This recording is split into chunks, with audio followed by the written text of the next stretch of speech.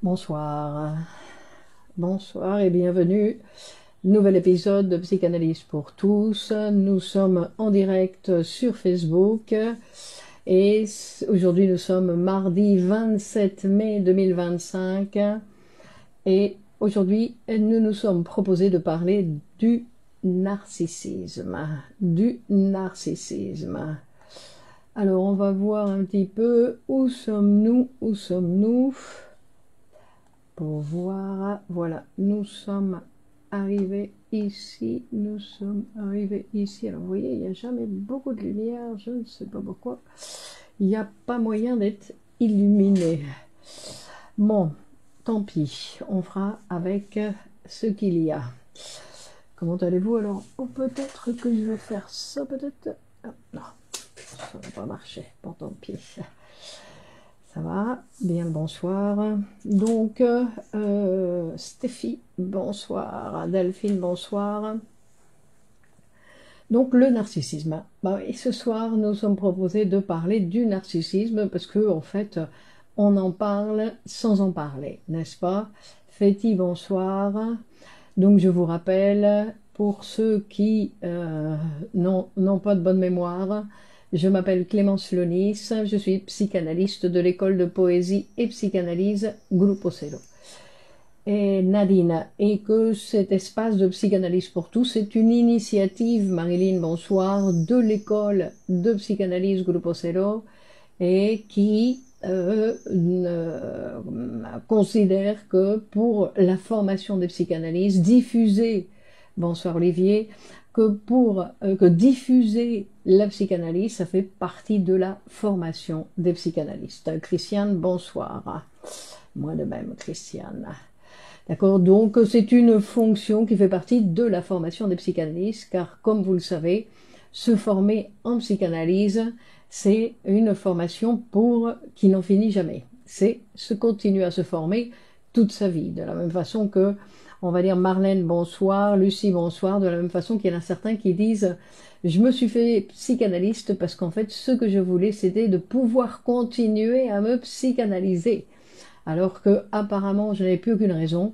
Mais comme je suis psychanalyste, je dois continuer à me psychanalyser et non seulement de superviser mon travail, de continuer à étudier, sinon que c'est un compromis social, Claire, bonsoir, c'est un compromis social et que nous sommes en fait psychanalystes bien plus que dans nos horaires de travail. Alors, bien le bonsoir à tous. Donc, vous savez bien évidemment que vous pouvez partager sur vos réseaux cette vidéo, qu'elle est disponible pour tous et que au plus on est nombreux, au mieux ce sera, dans le sens où, comme si vous avez l'habitude de suivre ces vidéos du mardi, vous savez que la psychanalyse, c'est quelque chose qui fait du bien à tout le monde et dans tous les cas. Donc, voilà, vous pouvez partager sur vos réseaux. Et donc, on va voir. Sabrina, bonsoir. Alors, le narcissisme, alors bien sûr, quand on parle, ou on va commencer à parler du narcissisme, non, la première chose qui peut nous venir à l'esprit, bien évidemment, c'est l'histoire de Narcisse.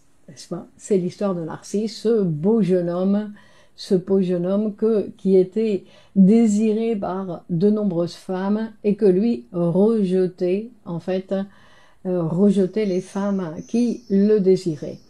Et Michel, bonsoir. Et en fait, Narcisse, on dit que dans l'histoire, Asma, bonsoir, dans l'histoire, dans le mythe, alors attendez, dans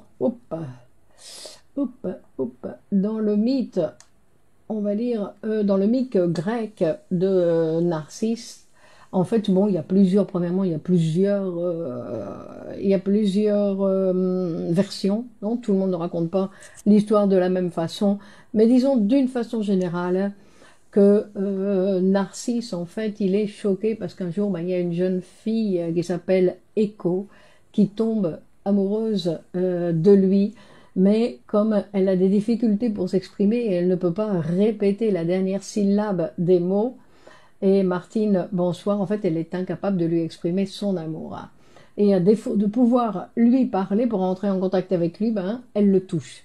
Ce que lui, il ne supporte pas, il la repousse et en fait, face à cette impossibilité, ben, elle directement, elle va mourir. Elle va mourir.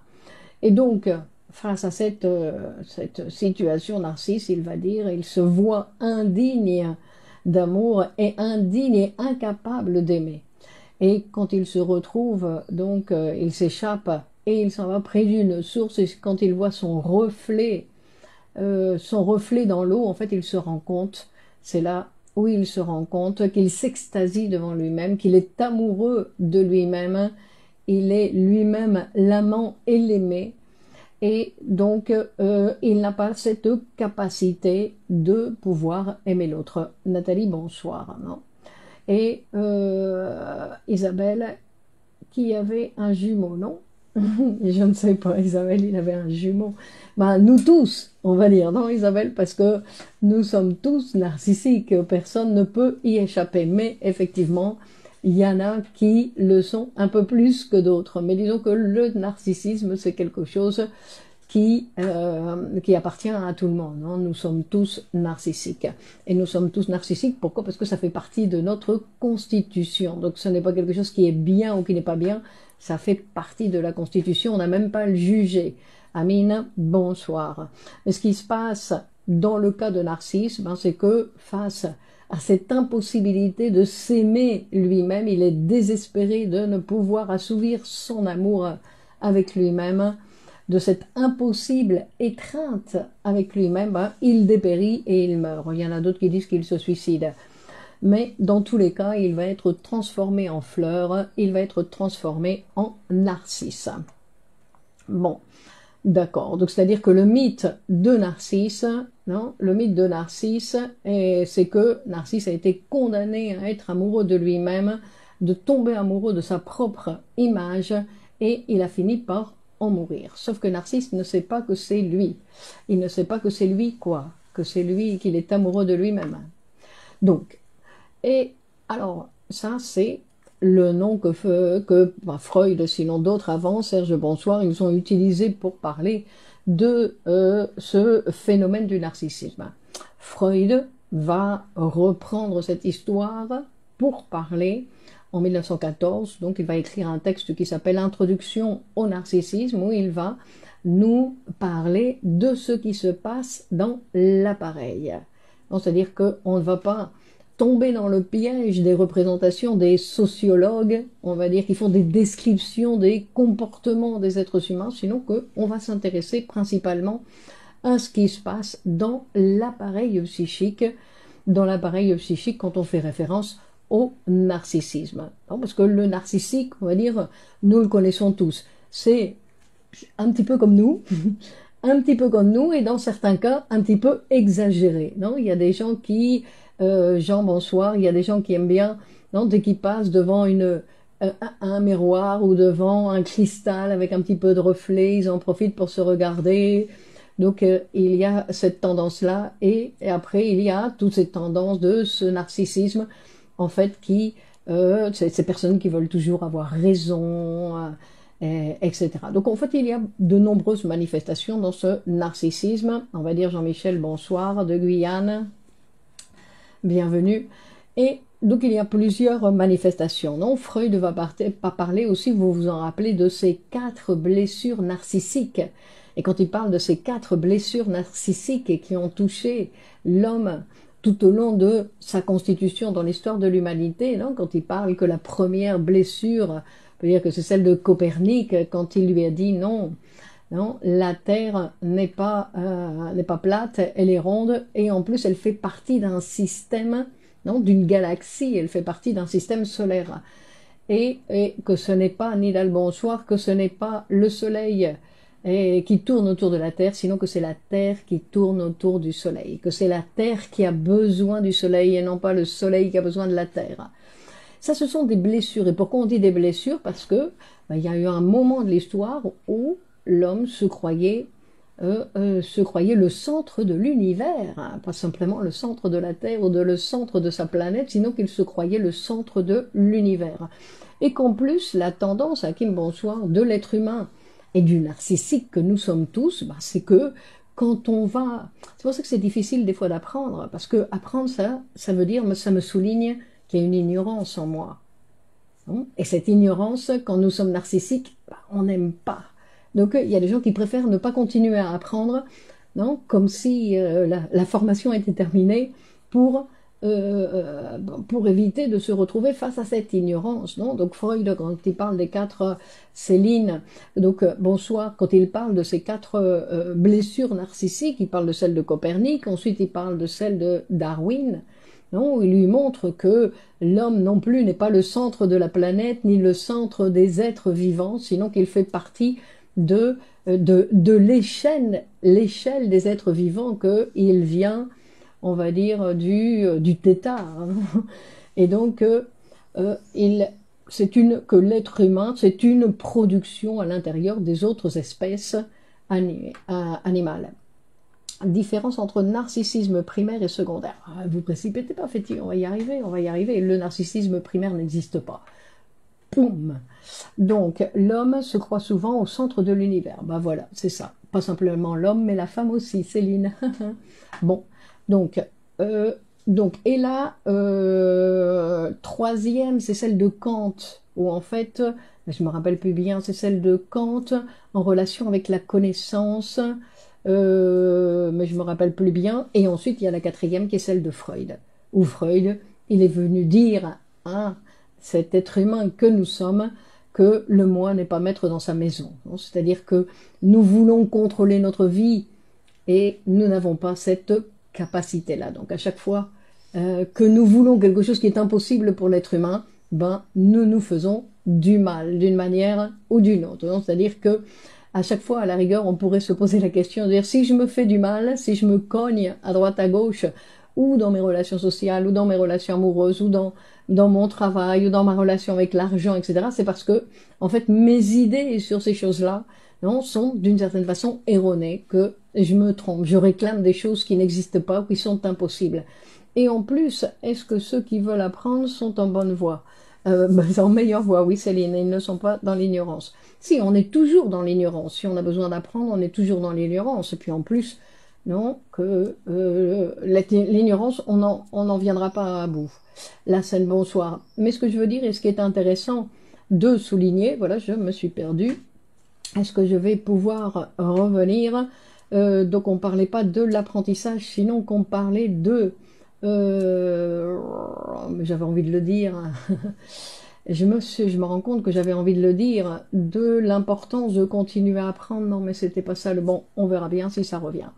Donc, dans ce narcissisme, on parle de ces 4 noms, qu'à chaque fois, oui, à chaque fois qu'on cherche quelque chose dans notre vie qui est impossible pour l'être humain, ben on se fait du mal. C'est pour ça que c'est intéressant d'apprendre à savoir qui nous sommes comme être humain. Pourquoi? Ben pour nous demander ce qui est possible. Parce qu'en plus, on veut des choses qui sont impossibles et on ne s'occupe pas de ce qui était possible. Et il y a plein de choses qui sont possibles pour l'être humain et que nos préjugés nous empêchent de nous en rendre compte. Et que nous pourrions travailler, oui, travailler, le moi n'est pas maître en sa demeure. Comme c'est joli. Très bien, Olivier. Mais après, il faut savoir l'appliquer. Parce qu'on connaît la formule, non? Bonsoir Mohamed. On connaît la formule, mais après, comment on vit? Parce que ce qui est intéressant, c'est pour ça que la théorie n'a rien à voir avec l'analyse. Parce qu'on peut être un théorique de première qualité et vivre comme un névrosé. C'est-à-dire que sans appliquer cette théorie, sans que cette théorie, non, sans que nous ayons pu, on va dire, incorporer cette théorie. Parce que cette théorie, si je sais que le moi n'est pas maître dans sa demeure, moi je ne peux plus m'imposer ou d'être un tyran avec moi-même. Alors, on va voir Awatef Messedi, bonsoir. Bon, revenons donc... Sarah, bonsoir, on veut contrôler notre vie, mais cela n'est pas possible. Exactement, c'est dire qu'on veut des choses qui sont impossibles, vous voyez? Et donc, il faut renoncer, bien évidemment, aux choses qui sont impossibles, si on ne veut pas continuer à se faire du mal. Vous voyez, des gens qui aiment bien un petit peu se faire du mal. Donc, c'est difficile qu'ils renoncent à certaines choses. Bon. Donc, on parlait du narcissisme dans l'appareil psychique.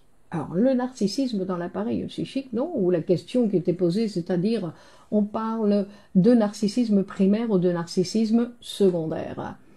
Comment sortir du narcissisme? Alors ça, on va jamais sortir du narcissisme. Premièrement, parce que le narcissisme, c'est quelque chose d'indispensable. Parce que le narcissisme, en fait, alors, je vais commencer par le début en disant que le narcissisme est toujours secondaire. Que Freud, en 1914, il dit que le narcissisme est primaire.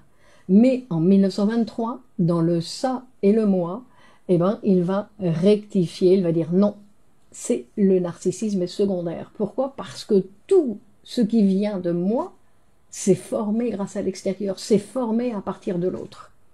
Hakim, est-ce que le pervers narcissique a le lien avec le désir refoulé au stade? Je ne sais pas ce que c'est qu'un pervers narcissique. Je suis désolée, mais je ne sais pas. J'ai essayé de regarder sur Internet, mais en fait, je n'ai que des descriptions mais psychiquement, il n'y a pas de... J'ai pas trouvé de... Bon, je n'ai peut-être pas bien cherché, c'est vrai, mais disons que je pense que c'est un terme qui est très à la mode et qui explique, qui donne une étiquette sur un certain comportement d'une personne, mais qui n'est pas en relation avec le comportement. Je veux dire qu'on ne peut pas, par rapport au comportement, faire des déductions. Donc rappelez-vous que nous, ce qui nous intéresse toujours, c'est comment va parler le patient en séance.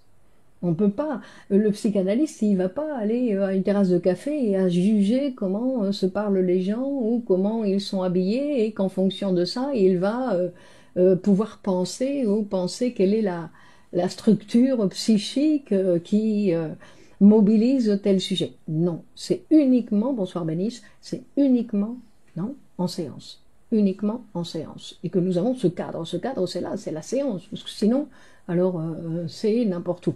Par contre, le patient qui est en psychanalyse, donc il y a son horaire ou ses horaires hebdomadaires de ses séances dans la semaine de ses séances, une fois que lui, il a cet engagement avec la psychanalyse, Marie bonsoir, ben lui, l'interprétation, elle peut lui venir d'ailleurs, que ce n'est pas obligatoire que l'interprétation arrive non, au moment de sa séance. C'est ça qui est intéressant aussi. Mais bon, ça c'est un autre sujet. Donc, pour repartir sur ce narcissisme donc, qui est toujours secondaire, pourquoi? Parce que, en fait, le narcissisme est secondaire parce que tout va partir à partir de l'autre. Bon, il y a ce que Freud va commencer, il va parler d'un auto-érotisme, où là, l'enfant, on va dire, qui a l'auto-érotisme, c'est donc cette situation où l'enfant va se satisfaire tout seul. Non, il va sucer son pouce, donc ça c'est l'image habituelle, c'est-à-dire qu'il va avoir cette période où en fait l'autre n'existe pas. C'est de l'auto-érotisme parce que l'autre n'existe pas. Non, ni sa mère, il ne fait pas la différence entre le sein de sa mère et sa bouche. Donc le sein pour lui, ça fait partie de lui. Il n'y a pas de différence entre ce corps extérieur. Et donc, ce qui va se passer, que quand il va y avoir cette formation du moi, parce que c'est quand va se former le moi que va apparaître l'autre, le moi va se former parce que l'autre existe. Mais la particularité de cet autre, non, quand on parle du stade du miroir dont parle Lacan, ce qui est intéressant, c'est qu'en fait cet autre, c'est moi. C'est moi dans le miroir. Ou c'est moi quand je me regarde face à un autre, non? Parce que l'idée du miroir, non, c'est une manière de penser que, en fait, chaque autre, il arrive un moment, d'accord?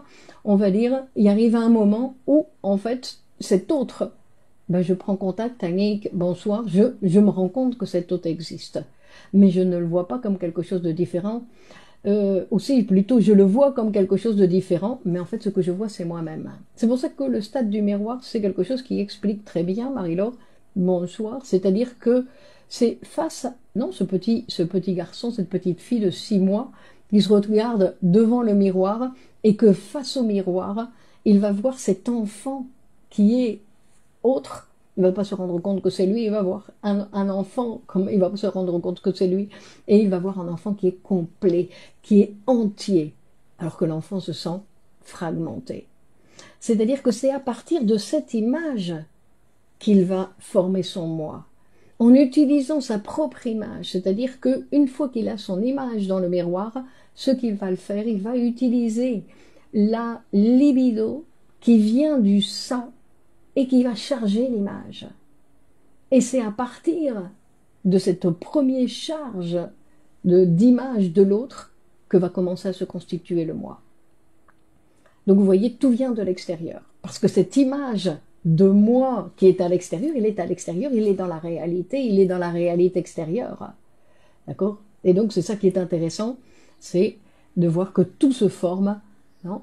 Que tout en nous s'est formé de l'extérieur, des autres. Tout. Tout notre être a été formé grâce aux autres. Hein? Sarah. C'est ça, oui, effectivement, c'est passionnant. Non? Bon, après, le stade du miroir, c'est quelque chose aussi qui est vachement intéressant de voir comment, non, à partir de cette première identification qu'il va y avoir sur ce, non, quand vous voyez les enfants qui jouent devant le miroir, que c'est marrant. Donc, comment ils jouent devant le miroir, parce que, en fait, ils se rendent pas compte que c'est eux. Ils se rendent pas compte que c'est eux. Donc, ils lèvent le bras et ils disent, ah, tiens! Et alors, ils sont tous surpris. Bref. Donc, et ça, c'est pour ça qu'on va dire que le narcissisme est secondaire, parce qu'il vient de cette image de l'autre. Même si c'est mon image, c'est une image extérieure, c'est une image de la réalité. D'accord? Et à partir, on est fait des autres. Exactement. Très bien, Marilyn. Moi, je pense que... Et on continue à se former. Bonsoir, Bernard. Non? Et on continue à se former. On entend parler de narcissisme primaire en lien avec l'environnement premier de l'enfant. Mais c'est... Oui, mais alors là, vous parlez de quoi? De son berceau? Non? Alors, il n'y a pas de narcissisme primaire dans l'appareil psychique. Et ce qui est intéressant de penser ce narcissisme secondaire pour justement pouvoir penser que tout vient de l'autre, Olivier. C'est ça qui est intéressant. C'est de penser que dès le départ, non seulement il y a eu besoin de le narcissique est un enfant, a besoin du regard de l'autre pour exister. Il a besoin d'un peu, la solitude lui fait peur car elle la renvoie au vide. Donc,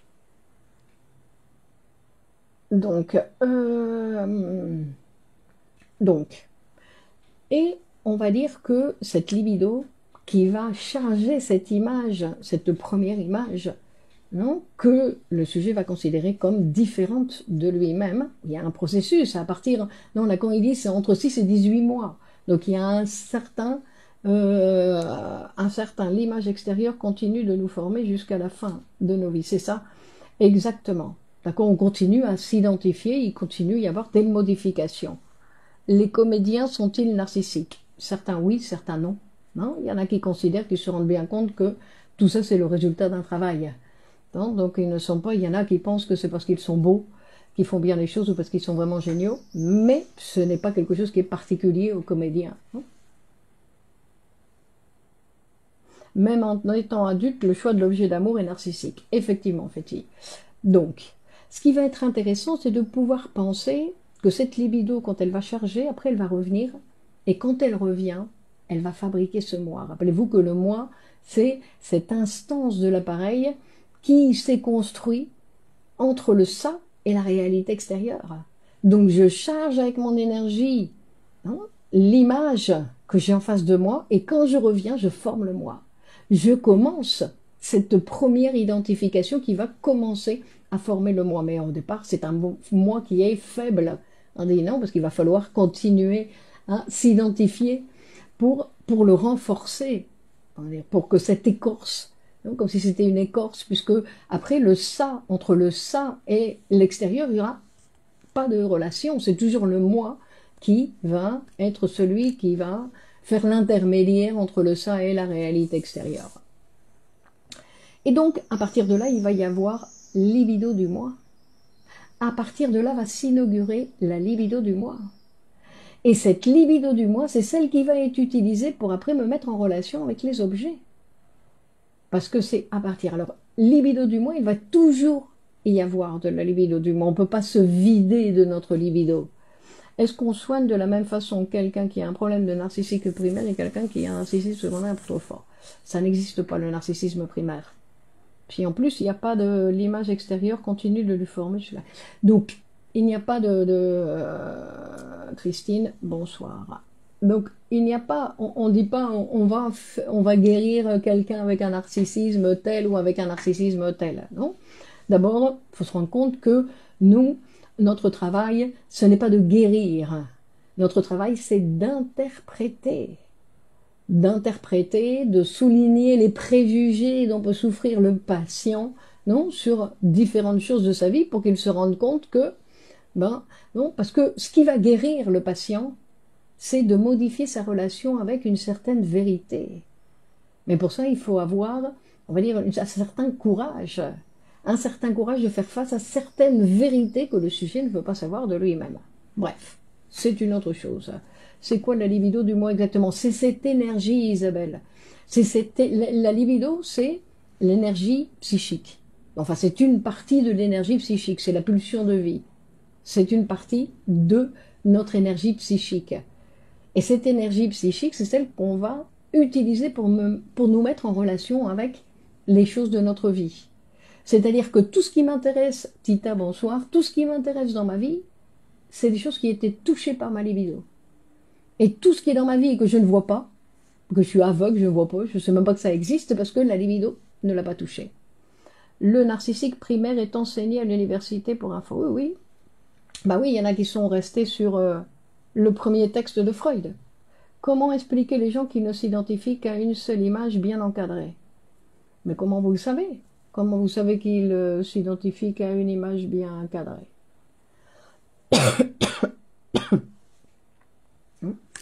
Alors, ce qui va être intéressant, c'est que cette libido, quand elle revient sur le moi, après elle va être utilisée pour me mettre en relation donc avec l'extérieur, avec les gens de mon travail, avec mes projets, non? Et c'est ce qu'on va appeler aussi la sublimation. C'est-à-dire que c'est cette libido du moi que je vais utiliser pour l'extérieur pour faire des choses.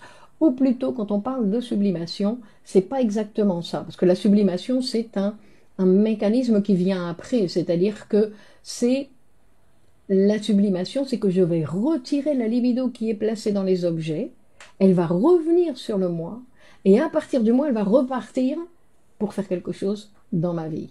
Donc, c'est un mouvement de plus, on va dire, un tour de plus de la libido. Yanis, bonsoir. C'est ce qui va être intéressant. Donc, et dans le cas du narcissisme, il y a une difficulté pour le narcissique vous voyez, Narcisse, toute son énergie, elle était en lui. Toute sa libido du moi était en lui. Et ne s'intéressait pas à l'extérieur. Maintenant, on parle d'intersubjectivité primaire avec des moments d'ouverture à l'environnement et des moments de repli. Je ne sais pas ce que c'est. Sarah, à l'université. Ben oui, mais ça, c'est à l'université. D'accord? Nous, ici, on s'occupe des textes de Freud, de psychanalyse. Et donc, ce que Freud va nous dire, c'est que dans le cas du narcissisme, c'est que tout le moi, en fait, il a des difficultés à mobiliser l'énergie, et dans les cas des pathologies, parce qu'après, il y a les cas des pathologies, parce que nous sommes tous narcissiques, d'accord, nous avons tous besoin, Marie, bonsoir, on le sait par les idées fixes, les comportements contrôlés par des choix qui ne changent pas. Non, ça c'est différent, c'est pas exactement la même chose, non, il faut pas tout mélanger, c'est pas obligatoirement la même chose, non. Les comportements contrôlés ne sont pas obligatoirement en relation avec le narcissisme.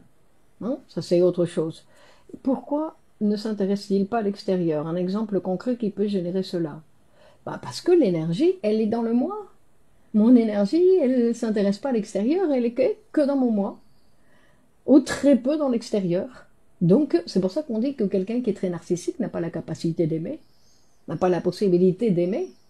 Non? Menassa, le fondateur de Grupo Zero, dit que cesser de s'aimer soi-même, c'est ce que les bêtes ne peuvent pas. C'est-à-dire que c'est cesser de s'aimer soi-même, c'est quelque chose qui va m'humaniser, qui va me rendre plus civilisé, plus humain, pouvoir apprendre à cesser de m'aimer moi-même. Parce qu'il y a toujours une base de libido du moi qui va rester dans le moi. Je n'ai pas à m'en occuper. Je vais toujours avoir ce reste qui va, c'est cette énergie qui me permet de me maintenir debout, de prendre soin de moi, de me laver les dents tous les jours, etc. D'accord? Ça, c'est ce narcissisme qui est à la base et qui va pas qui va pas. Mais après, tout le reste, ça devrait être de l'extérieur. Tout le reste de l'énergie, en fait, devrait pouvoir circuler à l'extérieur. Alors quand, Françoise, bonsoir, mais quand il y a en fait une difficulté, parce que ce n'est pas que le sujet ne veut pas, c'est que pour lui c'est impossible, il y a une impossibilité de mobilisation de cette énergie pour lui. Donc, quand on parle des psychoses, quand on parle des paraphrénies, quand on parle des je ne sais plus quoi, qu'il y a encore différentes pathologies, où en fait ce sont des pathologies graves, où en fait toute l'énergie est bloquée dans le moi.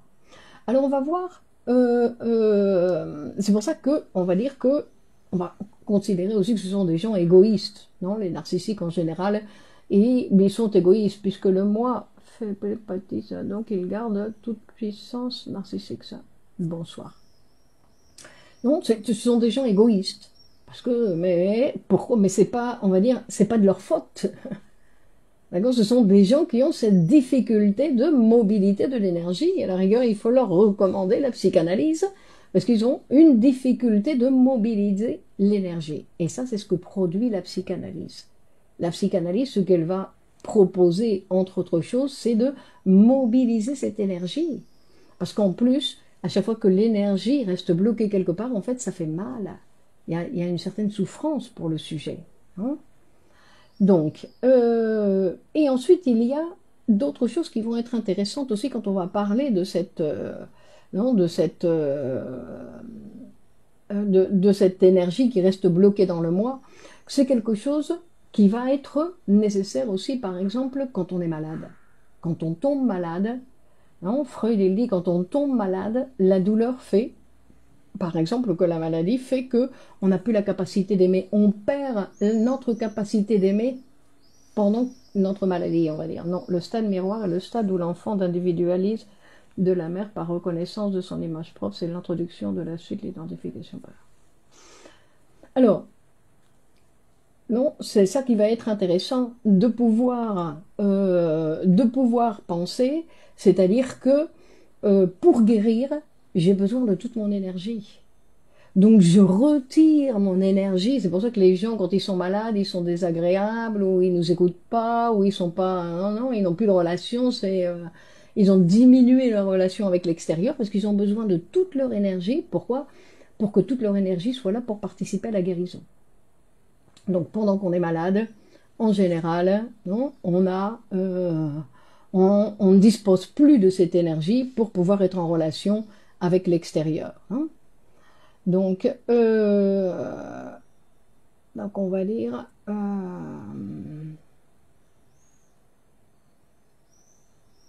donc bien sûr, la personne narcissique, donc comme la personne malade, elle est plus dans le monde, elle a plus de contact, elle a des contacts, mais disons que son contact est très réduit, non?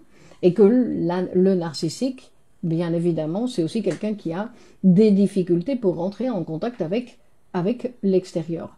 Mais tout ça pour parler, donc d'un côté on peut parler de la maladie organique, non, c'est-à-dire que comme je disais, la personne qui souffre d'une douleur ou d'un malaise organique, en fait, il va cesser de s'intéresser au monde extérieur, il va retirer sa libido du monde extérieur pour l'utiliser, hein, pour sa guérison. D'accord. De la même façon, on fait ça nous aussi tous les jours, à chaque fois qu'on dort. Quand on dort, pour rêver, on va aussi retirer, enfin pour s'endormir, on doit retirer notre énergie, non, notre libido de l'extérieur pour pouvoir s'endormir. Donc c'est une manière, non, Freud dit, on ferme les volets, la lumière, il y en a qui se mettent des trucs sur les yeux, on essaye d'obtenir le silence. Pourquoi? Pour pouvoir retirer notre libido de toute cette stimulation de l'extérieur et pour pouvoir remettre toute la libido dans le moi. Donc c'est quelque chose en fait que l'on fait constamment, donc le mouvement, et que les gens qui ont des difficultés pour dormir, ben, ils ont des difficultés pour retirer leur libido de l'extérieur. Bonsoir Sandrine, d'accord? Donc c'est ce mouvement-là, non? Ce mouvement-là. Et c'est pour ça que quand toute la libido est mise dans le moi, il peut y avoir des maladies équivalentes de la pulsion de mort. Il peut y avoir de la maladie quand toute la libido est mise dans les objets. Il y a aussi maladie, parce qu'on a besoin d'un minimum. Non, c'est que l'égoïsme, la libido du moi, protège contre la maladie. Donc on a besoin d'une certaine dose, non? Et que quand il y a trop quand on tombe amoureux par exemple, qu'il y a trop d'énergie de l'autre côté, on va dire, on peut tomber malade. Euh, Pardon, alors qu'en est-il des sujets dont le narcissisme en souffrance et dont la libido est tournée principalement vers l'extérieur? C'est plus du narcissisme. Si la libido est tournée vers l'extérieur, un narcissique peut guérir. On ne guérit pas du narcissisme puisque c'est quelque chose, Marguerite, bonsoir, puisque en fait le narcissisme c'est quelque chose qui va nous structurer, qui va nous permettre, donc on ne peut pas guérir. Ce qu'on peut apprendre à faire, c'est à légiférer notre narcissisme. C'est-à-dire que quand on vient nous critiquer, que ce ne soit pas une blessure, il y a des gens, ils sentent une blessure quand on leur dit « Ah, tu n'es pas bien maquillée aujourd'hui, aïe, aïe, ça fait mal. Ah, tu as dit une bêtise, aïe, aïe, ça fait mal. » Non, et il y a des gens qui souffrent à chaque fois qu'on leur fait un commentaire un petit peu, qu'ils considèrent un petit peu désagréable. Donc pourquoi? Parce que leur narcissisme qui prétend à la perfection est touché. Et donc, ils ont une certaine douleur. Et Freud va parler aussi d'un autre type de narcissisme qui est intéressant, qui parle du narcissisme des petites différences. Et en fait, du narcissisme, c'est-à-dire que, non, on dit que quand les gens sont très narcissiques, par exemple, c'est qu'ils ont des difficultés pour supporter que l'autre fonctionne de façon différente, que l'autre me montre qu'il a une autre manière de fonctionner que moi, et que ça, je ne le supporte pas. Pourquoi? Parce que je le sens comme s'il me critiquait. Le narcissique, il sent comme si l'autre, simplement parce qu'il fonctionne, il ne prend pas le café de la même manière, parce qu'il met du sucre, parce qu'il n'en met pas, parce que ceci, parce que cela, et il sent que c'est comme si c'était une critique qu'on lui faisait. Vous voyez, le narcissique, on me critique parce qu'on est différent, parce qu'on ne fait pas les choses comme moi. Donc, bien évidemment, non, c'est pour ça qu'il peut y avoir, en fait, ils ont une fragilité. On peut considérer que c'est une certaine fragilité. Oui, parce qu'on peut, dès qu'on leur dit quelque chose, ils se sentent blessés. Non, quand Freud il parle des quatre blessures de l'être humain, c'est parce que non, le trouble de personnalité narcissique est dû à une désorganisation de circulation libidinale du moi. Je ne sais pas ce que vous appelez la trouble de personnalité narcissique, c'est narcissique. Non, il n'y a pas de trouble. Mécanisme de défense contre les psychoses, on peut dire ça. Je ne comprends pas. C'est quoi le mécanisme de défense? Ne nous sommes pas traversés par des énergies que nous produisons, mais aussi par celles que nous recevons. Mais en fait, on va dire que notre énergie psychique est toujours la même. Chacun, nous avons une dose d'énergie psychique. D'accord? Et que cette énergie, en fait, quand par exemple on sent qu'on n'en a pas, c'est parce qu'à quoi elle est en train d'être utilisée, cette énergie. C'est pour ça que quand on a des contacts avec l'extérieur, on gagne en énergie. Les autres nous donnent de l'énergie. Pourquoi? Parce que c'est notre énergie qui s'en va à l'extérieur. D'accord? Donc on peut gagner. C'est pour ça que des fois, c'est le travail qui nous donne de l'énergie. C'est pas l'inaction. L'inaction, ça nous endort. L'énergie, notre énergie, elle commence à s'en aller dans les fantasmes ou elle s'en va je ne sais pas où. D'accord? Elle s'occupe à d'autres choses dans l'appareil psychique et elle n'est pas à l'extérieur. C'est pour ça que faire des choses à l'extérieur, c'est ce qui permet de gagner en énergie.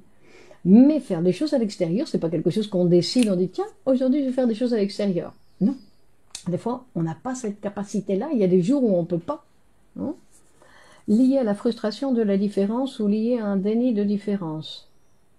Mais c'est pas un déni, Yanis, de la réalité. Non, c'est quelque chose qui est en relation avec la castration. C'est pour ça que on ne peut pas rester au niveau de l'apparence de ce qu'on voit, de comment les gens fonctionnent, non? Que par exemple, non, les Français et les Espagnols, ils ne s'entendent pas bien. Non? Pourquoi? Pour les différences. Les Espagnols, ils critiquent les Français ils critiquent les Espagnols. Non? Par exemple. Et donc, pour toutes ces petites manières différentes qu'ont chacun. Ou quelles que soient les différences de nationalité, les différences, même des fois, c'est de différences de famille. Ma belle famille, je critique ma belle famille. Non, et ma belle famille me critique et critique ma famille. Pourquoi? Parce que nous avons des manières différentes. Mais la non-tolérance, c'est pas un déni, c'est la non-acceptation de la castration. Parce que la castration, c'est celle qui vient me dire, qu'il existe la différence. Et que la première différence qui existe, c'est la différence sexuelle. Qui fait référence à quoi, la différence sexuelle? À que nous sommes des êtres mortels, que nous avons besoin de la reproduction pour continuer à exister en tant qu'espèce. Mais que nous-mêmes, nous sommes un échelon à l'intérieur de la chaîne et que nous allons mourir, mais l'espèce va continuer. Donc nous sommes mortels, mais l'espèce, on peut dire qu'elle est immortelle, d'une certaine façon, non? Ouais, je sais pas, non? Donc, mais si j'accepte ça, eh ben je peux accepter beaucoup plus facilement les différences des gens qui sont autour de moi, que bien sûr qu'ils fonctionnent de façon différente. Bien évidemment qu'ils fonctionnent de façon différente. Qu'est-ce que je veux? Que le monde soit à mon image. Donc là, il y a un excès de narcissisme, effectivement. Hein? Sinon que il y a ce besoin pour les êtres humains de tolérer que chacun a une manière différente de pouvoir faire face à la réalité, de comment il se lave les dents, comment il prend sa bière, ce qu'il prend, ce qu'il ne prend pas, comment il s'habille, s'il se lave pas, que après on critique, non, il se lave pas, oui, il fait ceci, il fait cela. Chacun fait son truc. Différent de moi. Hein. Alors, une autre chose aussi qui va être intéressante quand on parle, et merci Michel, une autre chose qui va être intéressante quand on parle de ce narcissisme, je crois qu'il y a quelqu'un qui a fait référence à soi, c'est au choix d'objets amoureux. En fait, Freud, il va nous dire que nous sommes tellement narcissiques que, non, lui, il dit pas ça, ça c'est moi qui le dis. Non, une petite différence, je veux dire, dans le sens où Freud, il ne critique pas, lui, il constate.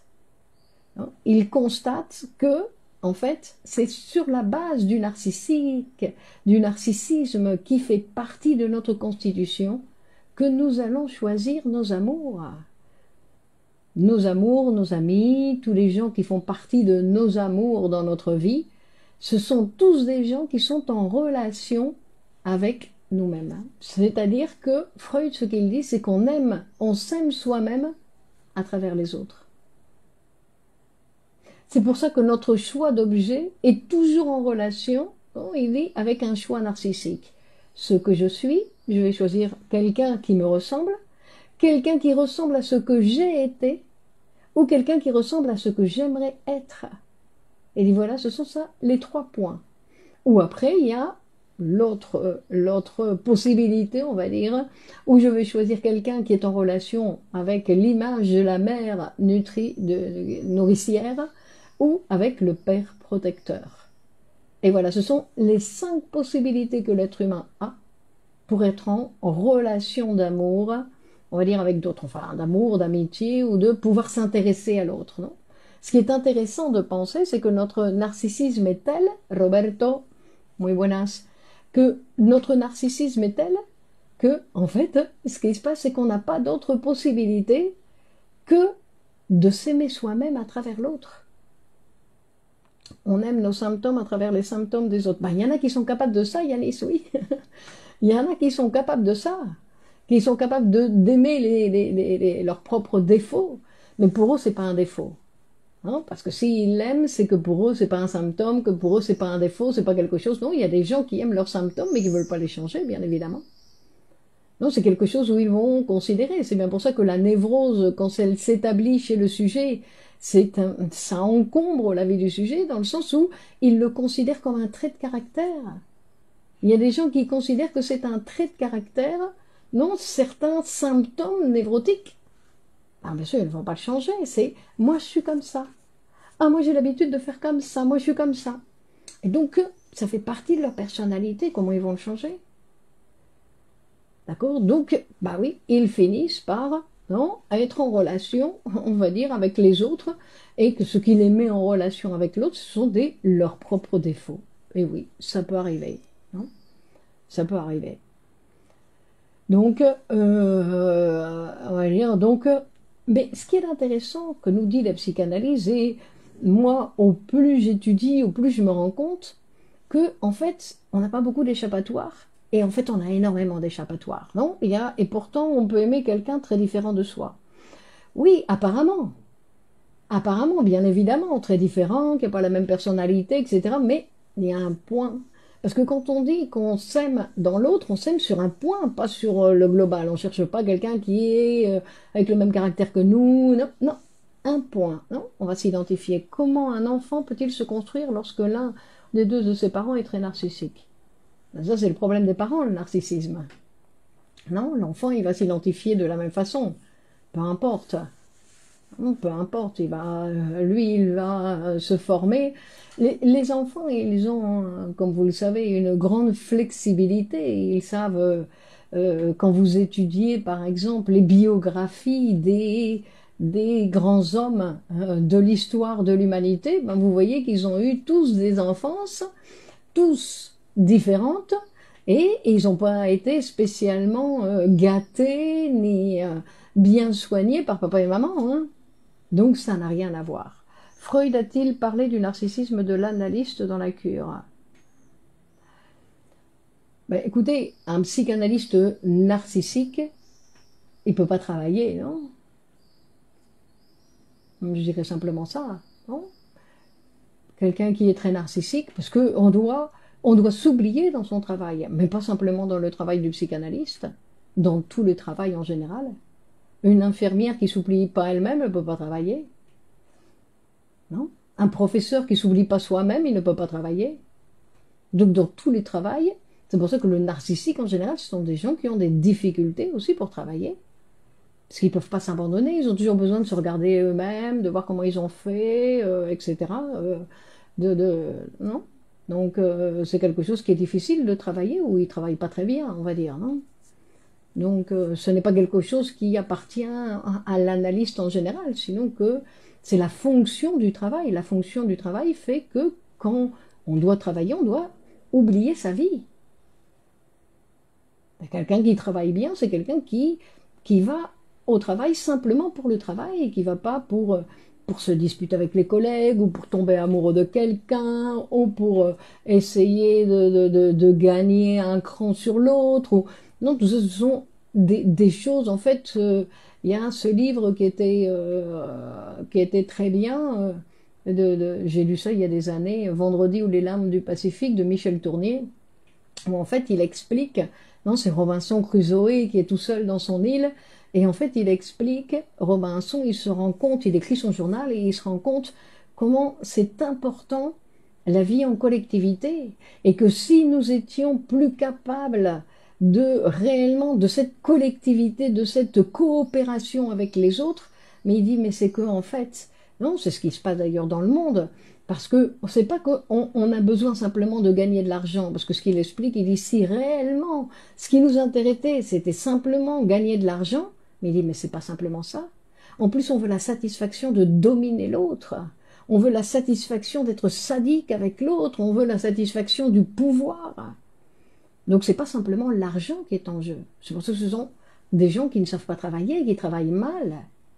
Donc quelqu'un qui travaille, et la satisfaction, c'est simplement de réaliser la tâche, non, qu'il doit réaliser, et que le bénéfice, c'est son salaire. Point. Mais comme les gens sont mal payés, bah, du coup ils disent ah, je suis mal payé, bah, je vais prendre d'autres types de bénéfices. Je vais me disputer avec un tel, et je vais faire ceci, je vais faire cela. Et donc je me dévie, je travaille moins, on va dire, non? Donc la relation d'amour, travail et argent avec le narcissisme. Bah, c'est ce qu'on vient de dire, fait-il, hein, que le narcissique, il a des difficultés pour travailler. Hein. Donc, et après, je vous recommande de lire ce texte de Freud, Introduction au narcissisme de 1914. D'accord, c'est un texte justement, il va faire montrer un petit peu quelle est cette situation du narcissisme et que c'est quelque chose, je répète, de constitutif. Il ne s'agit pas de l'éliminer, il s'agit d'apprendre à le légiférer. À le légiférer, c'est-à-dire que, et ça c'est grâce à une analyse, au travail analytique pour apprendre à cesser de s'aimer soi-même, ou à cesser de ne s'aimer que soi-même. Parce que ce qui se passe au narcissique, c'est qu'il ne n'aime que lui. hein, que rien de l'extérieur l'intéresse vraiment, que aucune personne de l'extérieur l'intéresse vraiment. Donc c'est pour ça qu'il y a une grande pauvreté d'empathie. Mais je ne dirais pas, Sabrina, d'empathie. C'est vrai qu'il y a une grande pauvreté d'intérêt parce que les gens ne s'intéressent pas aux autres. Les autres ne nous intéressent pas. Ce qui nous intéresse, c'est d'utiliser l'autre pour parler de soi. Non, pour raconter à l'autre ce qui nous arrive. Non, c'est la générosité, on va dire, c'est quelque chose qui est rare. La générosité, c'est quelque chose qui n'est pas fréquent. Non, on va dire. Ou après, il y a ce genre de générosité qui est générosité entre guillemets, c'est-à-dire ce sont des gens qui ne s'occupent pas d'eux, qui ne veulent pas s'occuper d'eux et qui préfèrent s'occuper des autres. Mais ça, je ne sais pas si c'est de la générosité. Ça, c'est renoncer à soi pour s'occuper des autres. C'est pas exactement une générosité. Générosité, c'est travailler sur soi et pouvoir s'intéresser. On va dire. Menassa, il disait, enfin, il continue à dire, puisque c'était écrit, il dit, le meilleur de moi est hors de moi. Le meilleur de moi est hors de moi. Le meilleur de moi, c'est ce que je vais produire. C'est pas ce que je pense. Ce ne sont pas mes idées. C'est ce que je vais produire. C'est ce que je vais être capable de faire à l'extérieur de moi. Sortir de soi, non, cesser de s'aimer soi-même, c'est ce que les bêtes ne peuvent pas, et que le meilleur de moi est hors de moi. Donc si je veux apprendre à me connaître, eh bien, il va falloir que je laisse sortir, non, que pour apprendre à me connaître, pour savoir apprendre à me connaître, pour savoir ce que je suis capable de faire. Parce que je crois que, et puis après, des fois je fais rien. Donc c'est ça qui est intéressant, non? Le meilleur de moi est hors de moi. Bon, c'est tout un programme, n'est-ce pas? Le meilleur de moi, c'est-à-dire que le meilleur de moi, ce sont les livres que les autres ont écrits, les films que les autres ont faits, les relations que les autres me montrent qu'ils ont. Donc tout est à l'extérieur de moi, pas simplement ce que moi je vais faire, sinon que après toute cette histoire qui existe, tous ces phénomènes extérieurs qui existent, qui sont plus intéressants que moi. C'est ça aussi, qui sont plus intéressants que moi. Mais pour ça, il faut légiférer le narcissisme. Bon travail, bonne continuation à tous. Nous continuons mardi prochain.